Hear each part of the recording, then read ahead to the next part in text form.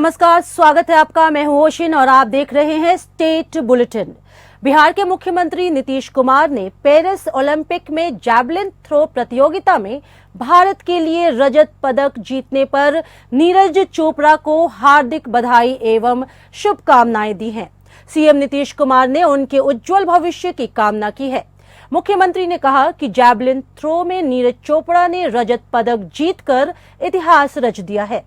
उनकी कड़ी मेहनत, जुनून और दृढ़ संकल्प ने ही आज उन्हें इस मुकाम पर पहुंचाया है। उन्होंने रजत पदक जीतकर एक नया कीर्तिमान स्थापित किया है, जिस पर पूरा देश आज गौरवान्वित है। वे निरंतर प्रगति के शीर्ष पर पहुंचे और देश का नाम रोशन करते रहे, ऐसी मेरी कामना है। मुख्यमंत्री नीतीश कुमार ने पेरिस ओलंपिक के हॉकी प्रतियोगिता में कांस्य पदक जीतने वाले भारतीय पुरुष हॉकी टीम को हार्दिक बधाई दी एवं शुभकामनाएं दी हैं एवं उनके उज्जवल भविष्य की कामना भी की है। मुख्यमंत्री ने कहा कि भारतीय पुरुष हॉकी टीम ने ओलंपिक खेलों में कांस्य पदक जीतकर हॉकी के खेल में एक नया कीर्तिमान स्थापित किया है, जिस पर हर भारतीय गौरवान्वित है। मुख्यमंत्री ने कहा कि भारतीय पुरुष हॉकी टीम प्रगति की ऊंचाई के शीर्ष पर पहुंचे और भारत का नाम रोशन करते रहे, ऐसी मेरी कामना है। जाएगा कितना अच्छा होगा। हम तो इन्हें करें नॉर्थ बिहार उसके रहने वाले लोगों को पटना आने के लिए या कहीं भी जाने के लिए कितना सुविधा होगी। इसी के लिए हम लोग बनवा रहे हैं, इसको हम लोग बनवा रहे हैं। तब तो था यहाँ तक और वो बख्तियारपुर तक में बन रहा था बहुत पहले से। वहाँ बख्तियारपुर से 4 किलोमीटर। बिहार के मुख्यमंत्री नीतीश कुमार ने सड़क मार्ग से पटना के आसपास गंगा नदी के बढ़ते जल स्तर का जायजा लिया।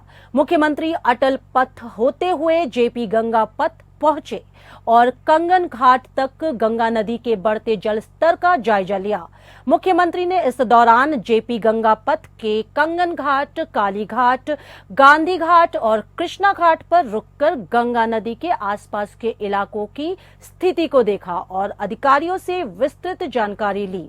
अशोक राजपथ को जेपी गंगा पथ से मिलाने वाले कृष्णा घाट पर निर्माणाधीन पहुंच पथ की भी मुख्यमंत्री ने जानकारी ली और तेजी से निर्माण पूर्ण करने का निर्देश दिया। गंगा नदी के बढ़ते जल स्तर के निरीक्षण के दौरान मुख्यमंत्री ने अधिकारियों को निर्देश दिया कि गंगा नदी के किनारे वाले क्षेत्रों में बहते जल स्तर को ध्यान में रखते हुए पूरी तरह अलर्ट रहें और सारी तैयारी पूर्ण रखें।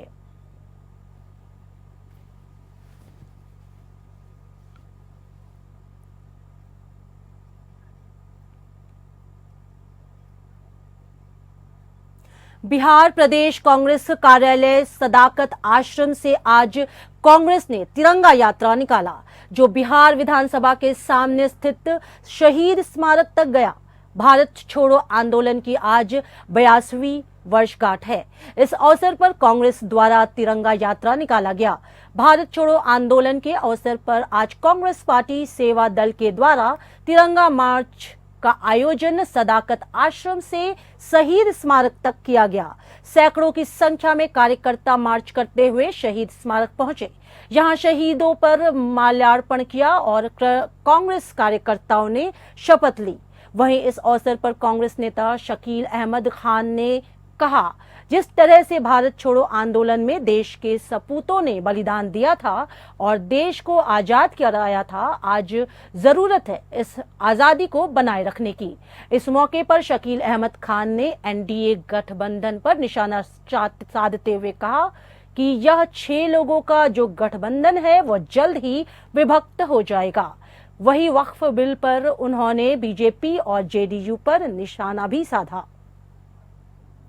नौजवान भी पटना विश्वविद्यालय के हैं और दूसरे जगहों के इनकी शहादत भी हुई। यह देश और देश की आज़ादी बड़ी मेहनत से हमारे पुरखों ने हासिल की है, जान की बाजी लगा के, दौलत की बाजी लगा करके, फांसी के फंदे को चूम करके।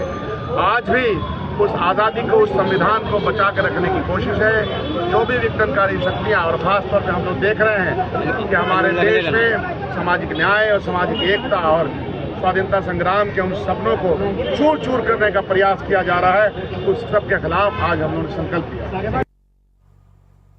बिहार में शराब पीने या बेचने पर कानूनी रोक है। ऐसे में भागलपुर उत्पाद कोर्ट ने शराब तस्करी से जुड़े 2 अलग अलग मामलों में 2 आरोपियों को सजा सुनाई गई।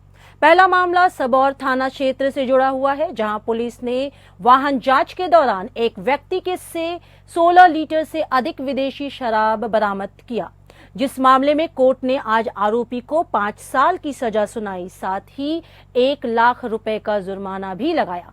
वहीं दूसरा मामला नवगछिया थाना क्षेत्र का है, जहां मदन अहिल्या कॉलेज के पास एक व्यक्ति के पास से पुलिस ने 180 ml के 3 बोतल को बरामद किया था। इस मामले में भी कोर्ट ने आरोपी को 5 साल की सजा सुनाई है, साथ ही 1 लाख का आर्थिक दंड भी लगाया है। वहीं जुर्माना नहीं भरने पर दोनों अभियुक्तों को 3 माह की अतिरिक्त सजा सुनाई है। आज हमारे यहाँ 2 सजा हुई है और यह 2016 की घटना है। 4/9/2016 की घटना है। सबौर स्टेशन के पास एक मोटरसाइकिल लेके एक व्यक्ति खड़ा था। पुलिस गश्ती में थी, उसको शक हुआ तो उन्होंने उससे जाके नाम पता पूछा का संदीप कुमार उर्फ गुड्डू बताया नाम, और उसके बाद झोला का चेक किया तो 16 लीटर से ऊपर विदेशी शराब बरामद हुई। उसमें आज सजा सुनाई गई। उसमें 5 साल की सजा, 1 लाख रुपया जुर्माना, नहीं देने पर 3 महीनों की अतिरिक्त सजा। भागलपुर के तातारपुर थाना क्षेत्र के दवाई पट्टी में दवा व्यापारी रौनक केडिया को अपराधियों ने गोली मारकर हत्या कर दिया। घटना के 36 घंटे बीत जाने के बाद भी अभी तक पुलिस प्रशासन की तरफ से अपराधियों की गिरफ्तारी नहीं हो पाई है, जिसके कारण भागलपुर के विभिन्न संगठनों ने भागलपुर बंद का आह्वान किया। कई संगठनों के सदस्य एवं कार्यकर्ता सड़क पर उतर गए और भागलपुर को बंद कराया। हालांकि बंद करा रहे समर्थकों और पुलिस में हल्की झड़प भी हुई। स्थानीय वार्ड पार्षद अश्वनी जोशी मोटी ने कहा कि जब तक अपराधियों को गिरफ्तारी नहीं होगी तब तक आंदोलन जारी रहेगा। भागलपुर बंद तो झांकी है, फिल्म अभी बाकी है। वहीं लोजपा नेता प्रेमजीत ने कहा कि इस बंद का समर्थन हमारी पार्टी की तरफ से भी किया गया है और हम लोग इस घटना की घोर निंदा करते हैं। कल एक नौयुवक जिसकी उम्र सिर्फ 21 साल, जो समाज में किसी तरह का गलत कोई काम नहीं करता था, उसको 6 गोलियों से मारा गया। उसके बाद प्रशासन ने अभी तक सूंद नहीं ली है। 36 घंटा हो गया, अभी तक प्रशासन का कोई भी इस घटना का उद्भेदन नहीं है। हम लोग व्यवसायियों का एक ही मांग है, घटना की उद्भेदन करके जो भी इसमें लोग मारने वाले हैं उसको फांसी की सजा दी जाए। यदि प्रशासन का रवैया इस ढंग का रहा तो हम लोगों का आंदोलन इससे भी ज्यादा तेज हो। मेरा नाम अनिल खेतान, विभिन्न संगठनों में मैं पदाधिकारी हूँ। आज विश्व आदिवासी दिवस है। यह दिन दुनिया भर में आदिवासी के अधिकारों की वकालत करने और उनकी रक्षा करने के लिए समर्पित है। इसे विश्व आदिवासी दिवस या विश्व के मूल निवासियों के अंतर्राष्ट्रीय दिवस के रूप में भी जाना जाता है। हर साल 9 अगस्त को विश्व आदिवासी दिवस मनाया जाता है। रांची के बिरसा स्मृति पार्क में झारखंड आदिवासी महोत्सव 2024 मनाया जा रहा है। समारोह में जनजातीय सभ्यता और संस्कृति को प्रदर्शित किया गया है। समारोह का उद्घाटन मुख्यमंत्री हेमंत सोरेन ने किया। इस मौके पर राज्यपाल संतोष कुमार गंगावर भी मौजूद रहे। दीप प्रज्वलित कर समारोह की शुरुआत की गई। इस 2 दिवसीय आदिवासी महोत्सव में भाग लेने कई राज्यों के कलाकार पहुंचे हैं। झारखंड के साहित्यकारों की किताबों का स्टॉल भी लगाया गया है। इस अवसर पर सांस्कृतिक कार्यक्रम प्रस्तुत किए जा रहे हैं। भगवान बिरसा मुंडा की जीवनी का भी प्रदर्शन किया गया है। झारखंड जरोखा लोक कला, वाद्य यंत्र एवं वेशभूषा की प्रस्तुति मेले में की गई है।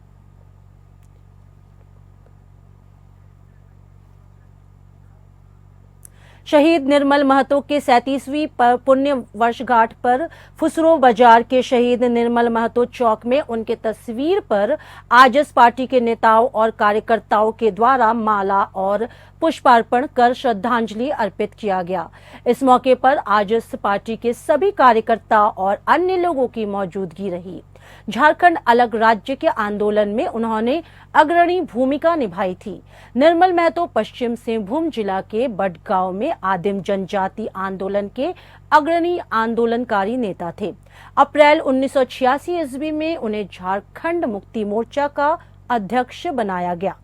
झारखंड अलग राज्य का गठन हुआ, लेकिन यह देखने के लिए निर्मल महतो जीवित नहीं रहे।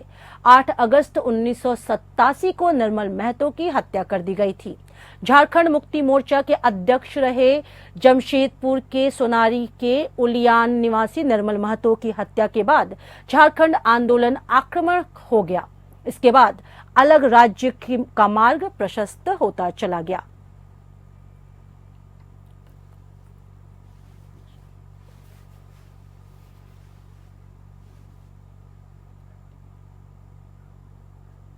महाराष्ट्र के मुख्यमंत्री एकनाथ शिंदे ने ठाणे नाशिक महामार्ग का निरीक्षण किया। इस दौरान उन्होंने खारेगांव में खाड़ी पर बन रहे नए पुल के काम का निरीक्षण किया और अधिकारियों को निर्देश भी दिए।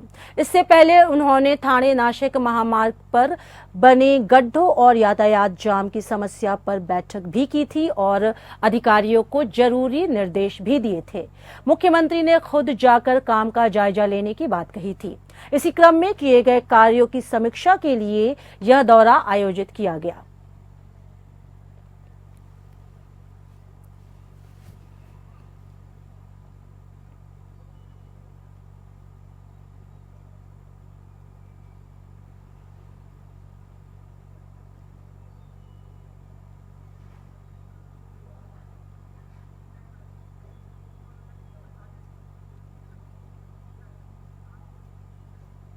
देश की आजादी का प्रतीक तिरंगा स्वतंत्रता दिवस के अवसर पर राज्य के हर घर में लहराएगा।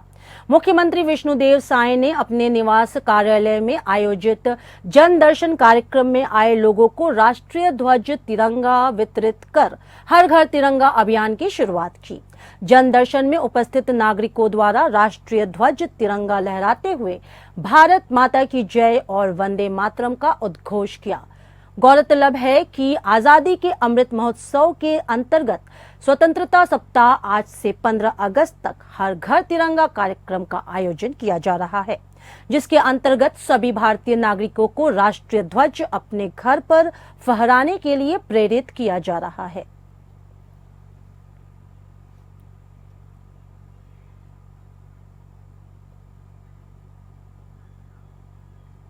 मुख्यमंत्री जन दर्शन में छत्तीसगढ़ के मुख्यमंत्री विष्णुदेव साय से मिलने 2 बहनें आई। रक्षाबंधन से पहले जनादर्शन में आने पर दोनों बहनों ने मुख्यमंत्री साय को राखी बांधी। ऋषि अग्रवाल और सिद्धिका गोस्वामी बिलासपुर और बेमतरा से मुख्यमंत्री के लिए राखी लेकर आई थी। उन्होंने मुख्यमंत्री का राखी बांधी। ऋषि ने बताया कि उनके पिता डॉक्टर JP वर्मा शासकीय महाविद्यालय बिलासपुर में प्रोफेसर के पद पर थे। उनका निधन हो गया। ऐसे में उन्होंने अनुकंपा नियुक्ति उनकी शिक्षा के मुताबिक दिए जाने की मांग की। इसी तरह सिद्धिका गोस्वामी ने बताया कि वे परपोड़ी बेमतरा से है। उनके पिता गोड़मरा विद्यालय में टीचर थे। उनका निधन हो गया और अब अनुकंपा नियुक्ति के लिए उन्होंने आवेदन दिया है। मुख्यमंत्री ने कहा कि आप राखी के पूर्व मेरे लिए राखी लेकर आई हैं और आपने मेरे हाथों में राखी बांध दिया। छत्तीसगढ़ की सभी बहनों का स्नेह मुझ पर है। रक्षाबंधन का तोहफा मैं आपको अनुकंपा नियुक्ति के रूप में जल्द प्रेषित करूंगा।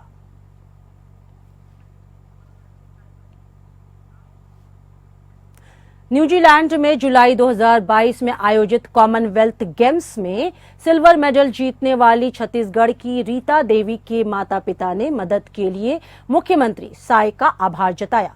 छत्तीसगढ़ की रीता देवी ने न्यूजीलैंड में आयोजित होने वाले कॉमनवेल्थ गेम्स में शामिल होने के लिए मुख्यमंत्री विष्णुदेव साय से सहायता की मांग की थी, जिसे मुख्यमंत्री साय ने तत्काल सहायता राशि के रूप में 4 लाख रुपए स्वीकृत किया। इस राशि से रीता न्यूजीलैंड पहुंच पाई थी और वहां सिल्वर मेडल अर्जित किया। आज इस खुशी को रीता के माता पिता ने मुख्यमंत्री के साथ साझा किया और सम्मान में उन्होंने मुख्यमंत्री साय को श्रीफल भेंट कर सहायता के लिए आभार भी जताया।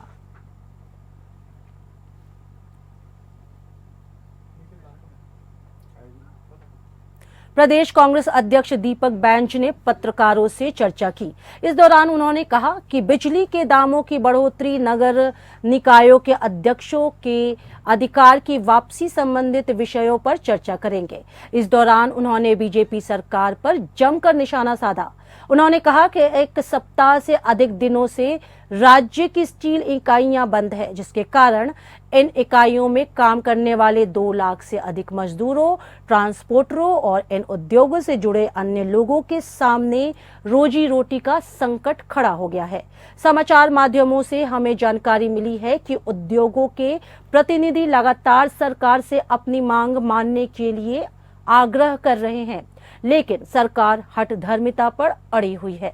7 माह की भाजपा सरकार ने न सिर्फ उद्योगों, आम आदमी की बिजली के दामों को भी बढ़ा दिया है। लोहा उद्योग छत्तीसगढ़ की रीढ़ है और उनकी बिजली महंगी करना विष्णुदेव सरकार गलत निर्णय ली है। घोषित तौर पर सरकार का दावा है कि 8% घरेलू बिजली के दाम बढ़ गए हैं, लेकिन हकीकत यह है कि पिछले 2 माह से सभी के घर का बिजली बिल दुगुना आ रहा है। दूसरा इशू नगरीय निकायों में अध्यक्षों के वित्तीय अधिकार वापस लेना अलोकतांत्रिक। भारतीय जनता पार्टी की साय सरकार चुने हुए जनप्रतिनिधियों के अधिकारों को हनन कर रही है। दुर्भाग्यजनक है कि लोकतांत्रिक प्रणाली से चुनकर सरकार में बैठे हुए लोग प्रजातांत्रिक तरीके से चुने हुए जनप्रतिनिधियों के अधिकारों में कटौती कर रहे हैं। कल ही सरकार की ओर से राजपत्र में अधिसूचना प्रकाशित की गई है, जिसके अनुसार अब नगरपालिका, नगर पंचायतों में अध्यक्षों को चेक पर हस्ताक्षर करने के अधिकार को वापस ले लिया है। यह अधिकार अब मुख्य नगर पालिका अधिकारी को दे दिया गया है। प्रदेश के अधिकांश निकायों में कांग्रेस के अध्यक्ष चुनकर आए हैं, इसलिए दुर्भावनापूर्वक सरकार ने यह निर्णय लिया है। मध्य प्रदेश के दतिया जिले में कांग्रेस की जन आक्रोश रैली में कांग्रेस पार्टी के प्रदेश अध्यक्ष जीतू पटवारी शामिल हुए और उनके द्वारा विभिन्न समस्याओं को लेकर कलेक्टर को ज्ञापन भी सौंपा। जैसे ही जीतू पटवारी वहां से निकले तो वहीं एसपी ऑफिस के सामने गोलीबारी की सनसनीखेज घटना घट गई। कांग्रेस के प्रदेश अध्यक्ष जीतू पटवारी के पुरानी कलेक्ट्रेट से निकलने के 2 से 3 मिनट के बाद हुई फायरिंग में युवा कांग्रेस के पूर्व जिला अध्यक्ष रामू गुर्जर के भाई सचिन गुर्जर के कान को छूते हुए गोली निकल गई। उनके कान से खून निकलने लगा। रामू गुर्जर का कहना है कि उसके दुश्मन धर्मेंद्र गुर्जर ने उस पर फायरिंग किया था, लेकिन गोली मेरे भाई के कान को लग गई। लेकिन 3 घंटे की पूछताछ और सीसीटीवी फुटेज देखने के बाद पुलिस ने रामू गुर्जर और 2 अन्य लोगों पर हत्या के प्रयास का मामला दर्ज कर लिया। पुलिस का कहना है कि रामू के भाई सचिन का रोहित गुर्जर और परवेंद्र गुर्जर से कुछ विवाद हुआ था और उसने ही फायरिंग की। सचिन का खून गाड़ी के कांच लगने से निकला है, ना कि गोली से। पुलिस ने सचिन का मामला दर्ज कर जांच शुरू कर दी है। वहीं दतिया विधायक राजेंद्र भारती ने कहा कि भाजपा नेताओं के दबाव में झूठा मामला दर्ज किया गया है। मैंने इस बार चिल्ला चिल्ला के कहा, लेकिन प्रशासन के लोगों ने कोई उस पर कार्रवाई नहीं की। आज आप लोगों ने देखा हजारों लोगों के सामने मेरे ऊपर पुनः जो जानलेवा हमला किया गया। हजारों लोगों के सामने ये गवाह है पूरी पुलिस, मेरे ऊपर जानलेवा दोबारा हमला किया गया। बार बार हमला क्यों कर रहा है आप पर? ये मेरी जान लेना चाहते हैं। मेरे राजनीतिक विरोधियों ने उन्हें आगे किया हुआ है, वो मेरी जान लेना चाहते हैं, इसलिए ये हमला दोबारा हुआ। देखा पूरी जनता ने, बचाओ। साइबर ठग अब आम लोगों को ही नहीं बल्कि आईएएस अधिकारी को भी अपने निशाने पर ले रहे हैं और उनके नाम से फर्जी अकाउंट बनाकर उनके रिश्तेदारों और पहचान वालों से पैसे ऐंठ रहे हैं। ऐसा ही एक मामला जबलपुर में सामने आया है, जहां जबलपुर कलेक्टर दीपक सक्सेना के नाम पर फर्जी व्हाट्सएप नंबर के जरिए उनके एक परिचित से 25,000 रुपए ठग लिए गए। ठग ने साइबर फ्रॉड करते हुए व्हाट्सएप पर कलेक्टर दीपक सक्सेना की फोटो लगाई, फिर कई रिश्तेदारों को मैसेज किया। झांसे में आकर एक रिश्तेदार ने 25,000 रुपए ट्रांसफर भी कर दिए। दीपक सक्सेना को ठगी का पता चला तो वो हैरान रह गए। कलेक्टर ने पुलिस और साइबर सेल में शिकायत भी भेजी है। साथ ही यह भी स्पष्ट किया है कि इन नंबरों का कलेक्टर जबलपुर से कोई संबंध नहीं है। नंबर पूरी तरह से फर्जी है। कलेक्टर ने लोगों से अपील की कि ऐसे फर्जी संदेशों को नजरअंदाज करें और तत्काल ब्लॉक कर दे।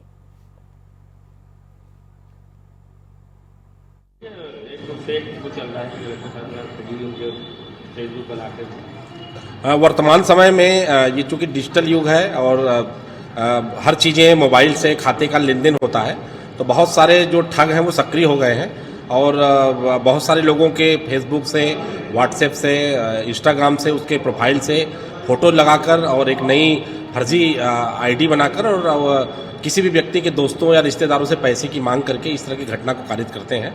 मेरा ये सलाह ये है सभी से कि डिजिटली लेन देन की जब भी बात आती है तो आपस में जो भी लोग हैं उनसे उनके मोबाइल पर इसको क्रॉस चेक कर लेना चाहिए और तभी इस तरह की कोई भी लेन देन को मध्य प्रदेश के उज्जैन में स्थित महाकाल मंदिर के शिखर पर स्थित नागचंदेश्वर मंदिर के पट गुरुवार रात 12 बजे खोल दिए गए।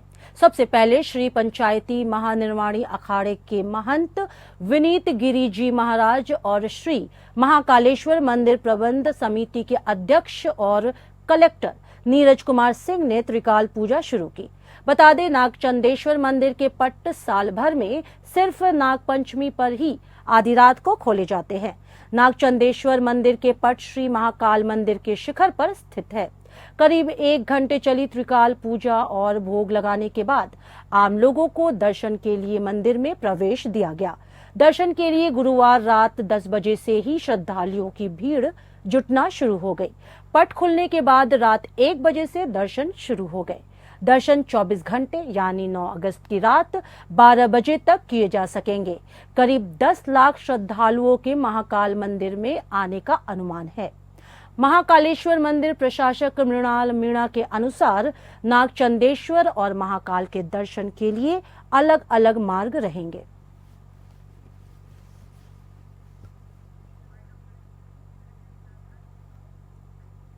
स्टेट बुलेटिन में फिलहाल मेरे साथ इतना ही। नमस्कार।